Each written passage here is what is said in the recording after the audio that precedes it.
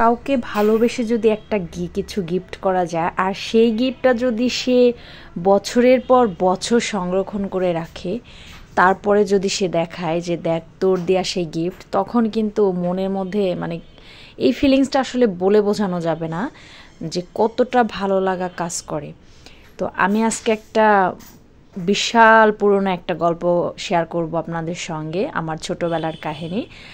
আমার বয়স প্রায় 25+ চলছে। তো আমার বান্ধবীকে আমার যখন 10 বছর বয়স ছিল, তখন হচ্ছে আমি ওই বয়সটাতে আমি অনেক হাতের কাজ করতে জানতাম। অটোমেটিকলি কেন জানি না আমি অনেক সুন্দর সুন্দর হাতের কাজ করতে পারতাম।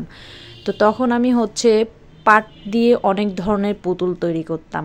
তো ওই পুতুল তৈরি করে যখন আমার বান্ধবীদের দেখাতাম, ওরা হচ্ছে সবসময় বলতো যে তুই এত সুন্দর সুন্দর জিনিস বানিয়েছিস, আমাদেরকেও একটা বানিয়ে দে।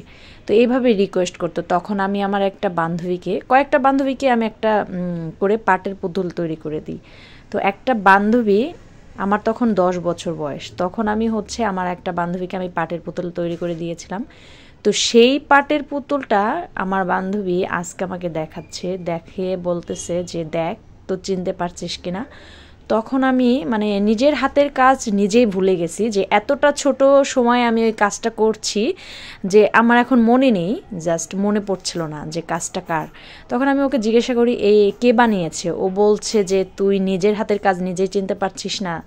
আমি বললাম না, চিনতে পারছি না। তো ও বলছে তুই আজ থেকে 15 বছর আগে যখন পাটের পুতুল তৈরি করতি তখনকার এই বানানো সেই পাটের পুতুলটা, যেটা আমাকে তুই গিফট করছিস।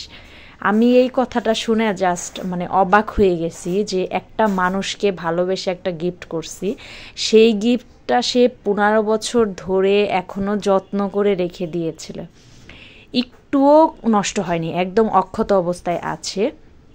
এত সুন্দর করে যত্ন করে রেখে দিয়েছে আমার বান্ধবী আমার ওই গিফটটা। মানে এইটা আমার শুনে অনেক ভালো লাগছে। আর সেই ছোটোবেলার হাতের কাজটা আমি যে এত বছর পর আমি দেখতে পাবো, এইটাও আমি কখনো আশা করি নাই। ও কি সুন্দর করে জিনিসটা যত্ন করে রেখে দিয়েছে, আমার ভালোবাসার জিনিসটা। আমি যে তখন এত সুন্দর হাতের কাজ জানতাম, আমি নিজেও এখন অবাক হয়ে যাচ্ছি যে ওইটুকু বয়স থেকে আমি হাতের কাজ আল্লাহর রহমতে ভালো পারি। তো আমার ওই পাটের পুতুলটা ও এত সুন্দর করে যত্ন করে রেখে দিয়েছে, এতদিন পর আমাকে দেখালো। আমি জাস্ট ভাবতেই পারছি না যে এইটা আমার হাতের কাজ হতে পারে না, এত সুন্দর রয়েছে। আর তখন আমি কিভাবে এত সুন্দর করে পাট দিয়ে পুতুল তৈরি করতাম। তো এই জিনিসগুলো না অনেক ভালো লাগা কাজ করে। এই ফিলিংসটা না কাউকে বলে বোঝানো যাবে না, যে কেউ যদি ভালোবাসার গিফটগুলো বছরের পর বছর যত্ন করে রেখে দেয়, 1 বছর না, 2 বছর না, 5 বছর না, 10 বছর না, 15টা বছর। 15টা বছর কিন্তু অনেকটা সময়, মানে অনেকটা সময়। এখন অনেক বড় হয়েছি, অনেক কিছু শিখেছি, অনেক কিছু জানি, অনেক ম্যাচিউরড হয়েছি, অনেক দূরে আসছি। তো এই 15টা বছর কত কি পার করে এসেছি, তারপরেও 15 বছর আগে যে আমি একজনকে একটা জিনিস গিফট করেছিলাম, সেই জিনিসটা যে সে এত সুন্দর করে যত্ন সহকারে রেখে দিয়েছে, এইটা দেখে না আমার মনের মধ্যে আলাদা রকমের একটা শান্তি কাজ করছে। যে ভালোবাসা মনে হয় এমনই হয়, আসলে বন্ধুত্বের ভালোবাসা এমনই হয়। ও ছিল আমরা কয়েকজন ছিলাম, আমরা ছোটোবেলার ফ্রেন্ড। আমাদের এলাকায় আমরা একসঙ্গে বড় হয়েছি, একসঙ্গে পড়ালেখা করেছি, খেলাধুলা, জীবন সঙ্গী বলতে পারেন। তো একসঙ্গে এইভাবেই বড় হয়েছে ছোটোবেলা থেকে। তো গ্রামের মেয়ে আমরা, পাশাপাশি বাড়িঘর। একটা জিনিস বানাইলে একজনকে দেখাইতাম, সে অনেক লাইক করতো, তখন বলতো আমাকেও বানিয়ে দে। তো এইভাবে হচ্ছে আমি ওকে বানিয়ে দিয়েছিলাম পুতুলটা। ও আজকে হচ্ছে আমাকে ওইটা দেখাচ্ছে যে দেখ চিনতে পারিস কিনা।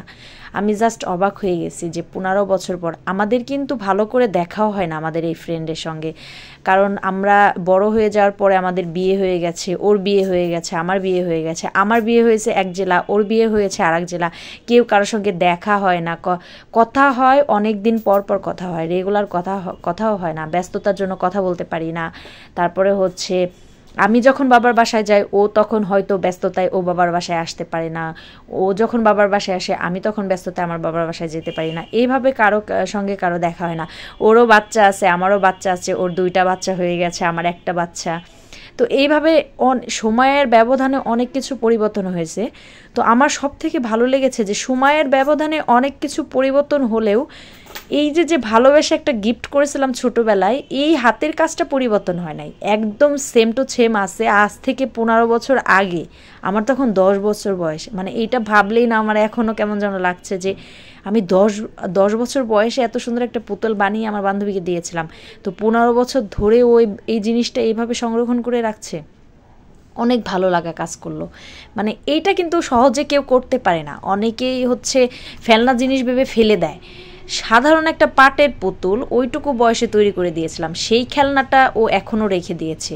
এটা কিন্তু অনেকেই রাখতে পারে না, অমূল্য হিসেবে ফেলে দেয়, মূল্যবান ভাবে না। তারপরে সিম্পল একটা পাটের পুতুল ঘর বাড়ি পরিষ্কার করতে যেয়েও তো অনেকেই ফেলে দেয়, এভাবে যত্ন করে তো কেউ রাখে না। ও যে এভাবে যত্ন করে রাখবে আমি নিজেও কল্পনার বাইরে, মানে নিজেও যে কখনো চিন্তা করি নাই। আমি ওই সেম পুতুলে আমিও বানিয়েছিলাম, আমার ঘরে রেখেছিলাম, বাট আমার ঘর বাড়ি এর ওলট পালট হয়ে গেছে বাবার বাড়ি বিয়ের আগেই। তখন হচ্ছে ওই জিনিসগুলো হারিয়ে গিয়েছে, ফেলে দিয়েছি, নষ্ট হয়ে গিয়েছে। এই জন্য আমার কিন্তু একটা জিনিস নেই, আমি ছোটোবেলা যে হাতের কাজগুলো করতাম, ড্রয়িং থেকে শুরু করে অনেক কিছুই বানাতাম, মাটি দিয়ে অনেক কিছু বানাতাম, পাট দিয়ে, সুতা দিয়ে, এই ধরনের জিনিসগুলো না সব কিছুই ফেলে দিয়েছি। মানে আমার ঘরবাড়ি যখন, বাবার বাড়ি যখন থাকতাম বিয়ের আগে ছোটোবেলা, তখনই আমার ওইগুলো নষ্ট হয়ে গেছে, ফেলে দিয়েছি, কিচ্ছু রাখি না, আমার একটা হাতের কাজও নাই। বাট এই 15 বছর পরে এসে আমার হাতের কাজটা আমি যে আমার বান্ধবীর থেকে দেখতে পাবো, এইটা দেখে আমার অনেক ভালো লেগেছে। আমার মানে আবেগে মানে চোখে পানি চলে আসছে যে এতটা ভালো লাগা কাজ করছে যে ও এখনও সেই 15 বছর আগেকর সেই ছোটোবেলার জিনিসটা ভালোবেসে যত্ন করে রেখে দিয়েছে।